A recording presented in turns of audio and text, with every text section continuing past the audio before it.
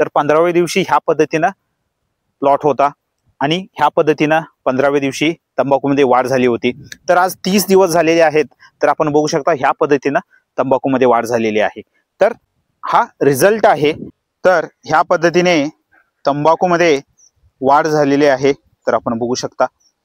तर ह्या प्लॉटला 30 दिवस कंप्लीट झालेले आहेत। तंबाखूमध्ये पानांची रुंदी, पानांची संख्या खूप छान पद्धतीने वाढलेली आहे। तर ह्या पद्धतीनं हा प्लॉट आलेला आहे। आम्ही ह्या प्लॉटला फवारणी केलेली आहे, अळवणी केलेली आहे, ड्रेंचिंग केलेली आहे आणि बेसल डोस वापरलेला आहे। तर ह्या पद्धतीनं 30 दिवस ह्या प्लॉटला कंप्लीट झालेले आहेत। तर ह्या पद्धतीनं हा प्लॉट आलेला आहे। महागणपती कृषी मराठी यूट्यूब चॅनलमध्ये सर्व शेतकरी बांधवांना स्वागत आहे। तर आज आम्ही तंबाखूच्या प्लॉटमध्ये आहोत।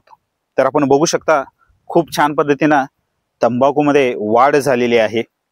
तर लास्ट व्हिडिओमध्ये आपण चर्चा केली होती तंबाखू शेती कोणत्या पद्धतीने करावी आणि तंबाखू शेतीमध्ये लावण झाल्यापासून 15 दिवसापर्यंत कोणत्या पद्धतीने आपण तंबाखू शेती मॅनेज करावी, ही संपूर्ण माहिती मी तुम्हाला लास्ट व्हिडिओमध्ये दिलेली आहे। ह्या प्लॉटला 30 दिवस कंप्लीट झालेले आहेत। तर आम्ही ह्या प्लॉटला 2 ट्रीटमेंट दिली होती।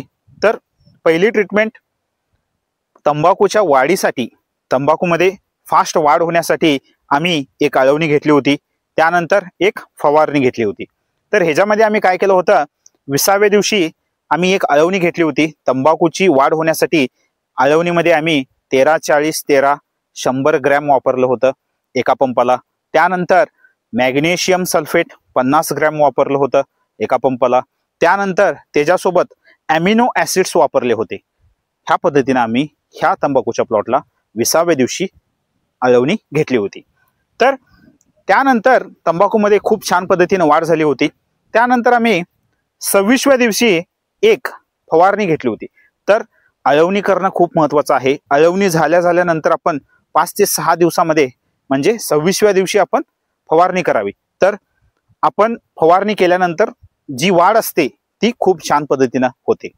तर फवारणीमध्ये आम्ही 26व्या दिवशी 19-19-19 वॉटर सॉल्युबल फर्टिलायझर 50 ग्रॅम वापरलं होतं एका पंपाला। त्यानंतर मॅग्नेशियम सल्फेट 20 ग्रॅम वापरलं होतं एका पंपाला।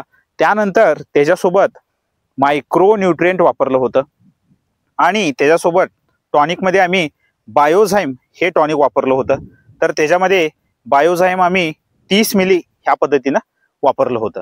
तर ह्या पद्धतीनं आम्ही ही फवारणी 26व्या दिवशी केली होती। तर आज 30 दिवस कंप्लीट झालेले आहेत।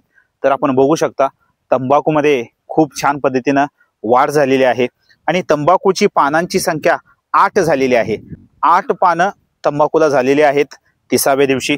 तर ह्या पद्धतीनं हा प्लॉट आलेला आहे। तर आपण बघू शकता आम्ही 15व्या दिवशी व्हिजिट केली होती। तर 15व्या दिवशी ह्या पद्धतीनं प्लॉट होता आणि ह्या पद्धतीनं 15व्या दिवशी तंबाखूमध्ये वाढ झाली होती। तर आज 30 दिवस झालेले आहेत। तर आपण बघू शकता ह्या पद्धतीनं तंबाखूमध्ये वाढ झालेली आहे। तर हा रिझल्ट आहे।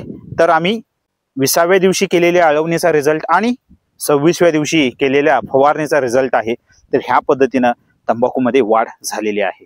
तर आपण देखील ह्या ट्रीटमेंटचा वापर किंवा ह्या ट्रीटमेंटचा प्रयोग आपण आपल्या शेतीमध्ये करू शकता आणि आपल्याला रिझल्ट हा खूप छान पद्धतीनं येतो। तर आपण बघू शकता खूप छान पद्धतीनं वाढ झालेली आहे। तर भेटूया नेक्स्ट व्हिडिओमध्ये।